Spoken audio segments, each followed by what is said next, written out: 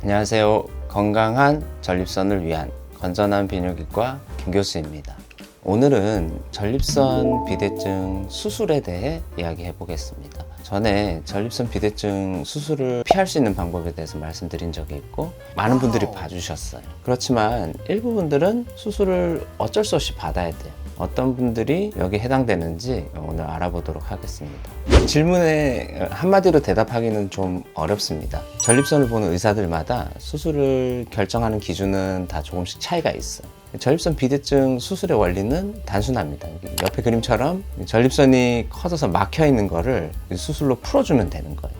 막혀있는 배수구를 뚫어주는 거하고 비슷합니다. 그래서 수술도 별로 어렵지가 않습니다. 이 수술 효과가 좋으려면 수술을 얼마나 더 잘하는지가 덜 중요해요. 그것보다는 효과가 좋을 것 같은 분들을 잘 골라내서 수술을 하는 게 훨씬 더 중요합니다.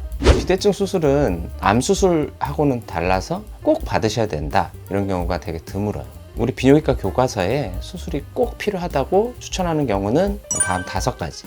첫 번째, 소변에서 자꾸 피가 나오는 경우. 비대증이 심해지면 전립선 조직이 충혈돼서 피가 자꾸 나오게 됩니다. 이럴 때는 약을 꾸준히 먹어도 잘 치료가 안 돼요. 두 번째, 방광에 돌이 만들어지는 경우. 비대증이 오래돼서 소변이 저류되면 방광에 칼슘, 무기질 같은 게 결정화돼서 돌이 만들어집니다. 방광에 돌이 있으면 소변 볼 때 아프고 피도 자주 나요.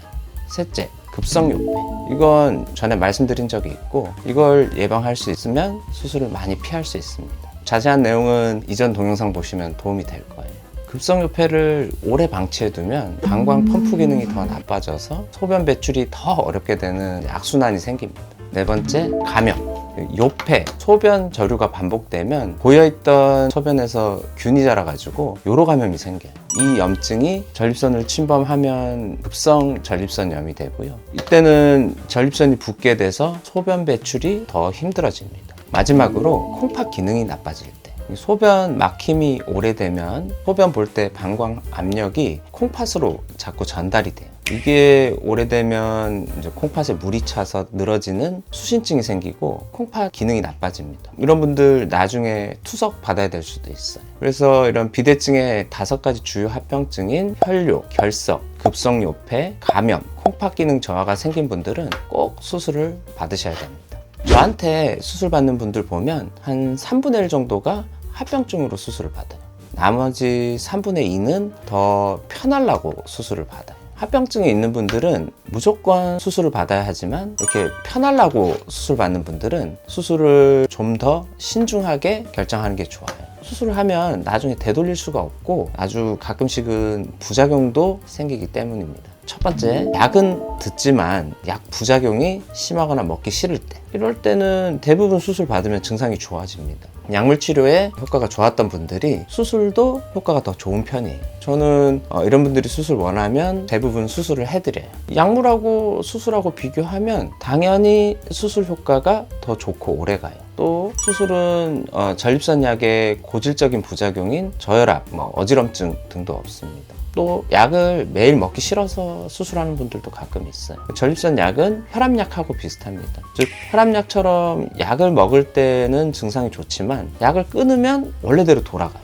만약에 고혈압에서 간단한 수술로 평생 약 없이 지낼 수 있다 하면은 그런 수술 받는 분들이 꽤 많을 겁니다. 아직 고혈압은 그런 수술이 없는데 비대증은 그런 방법으로 치료를 할 수 있어요. 또 비대증을 수술로 해결하면 장기적으로는 약을 안 먹어도 돼서 더 경제적일 수 있습니다. 두 번째, 약이 안 들을 때. 이럴 때는 오히려 수술을 결정하기 전에 검사를 더 해보셔야 돼요. 방광기능 검사가 이럴 때 큰 도움이 됩니다. 방광기능 검사는 방광에 물을 채우면서 소변을 모았다가 볼 때의 방광의 기능을 평가하는 검사예요. 검사가 좀 힘들고 복잡해서 모든 비대증 환자에서 하지는 않습니다. 하지만 비대증 수술의 효과를 예측하는 데는 매우 도움이 되는 검사예요. 이 검사로 소변 출구가 기능적으로 막혀 있는지, 또 방광 펌프 기능은 살아있는지를 정확하게 측정을 할 수 있습니다. 이 검사에서 펌프 기능은 살아있는데 소변 출구만 기능적으로 막혀 있다면 이런 분들은 수술로 증상이 좋아질 확률이 아주 높아요. 모든 전립선 비대증 환자가 수술이 필요하지는 않습니다. 대부분은 약 먹고도 좋아져요. 거듭 말씀드리지만 비대증 수술은 아주 쉬운 수술입니다. 결과가 좋으려면 수술을 잘 하는 것도 중요하지만 그것보다는 증상이 확실히 좋아질 분들만 잘 골라서 수술을 해야 됩니다. 전립선 비대증의 합병증인 혈뇨, 결석, 급성요폐, 감염, 콩팥 기능 저하가 있는 분들은 수술을 꼭 받으셔야 되고요. 좀 편해지려고 수술을 생각하시는 분들은 수술 전에 충분한 검사를 하고 신중하게 수술을 결정하는 게 좋습니다. 오늘은 전립선 비대증 수술을 언제 받아야 되는지에 대해서 알아봤는데 오늘도 재밌게 보셨나요? 전립선 소변 문제에 대해서 더 자세한 정보를 알고 싶으시면 영상 밑에 설명란에 링크되어 있는 제 블로그 찾아와 보셔도 좋고요. 건전한 비뇨기과 김교수 채널 좋아요, 구독 신청해 주시면 앞으로 또 좋은 내용 많이 올리겠습니다. 끝까지 봐주셔서 감사합니다. 건전하세요.